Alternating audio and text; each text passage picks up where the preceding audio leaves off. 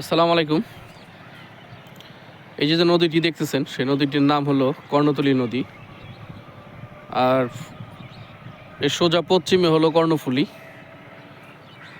এবং পূর্ব সাইডে আছে তুরাগ এবং বুড়িগঙ্গা নদী। তো এই নদীতে একটা সময় আমরা অনেক গোসল করতাম এবং ওই যে দেখতেছেন মাঝিপাড়া, ওই পাড়ার সকল মানুষ এই নদীতেই গোসল করতো এবং দৈনন্দিন কাজ সারতো। তো এখন ওই নদী আসলে শেষ। নদীর যে পানির অবস্থা, নদীর পানি একবারে কালো হয়ে গেছে, দুর্গন্ধ হয়ে গেছে। শুধু বর্ষার সময় একটু নদীর পানিটা ভালো থাকে, তাছাড়া বাদ বাকি যে সময় আছে নদীর পানির অবস্থা খুবই খারাপ। এখানে নামা যায় না, কারণ হলো সাভারের যত মেল কারখানা আছে এবং ওই যে আপনার ট্যানারি আছে, যে পানির পুরা নদীর পানি দূষিত করে ফেলেছে। দেখেন কি অবস্থা।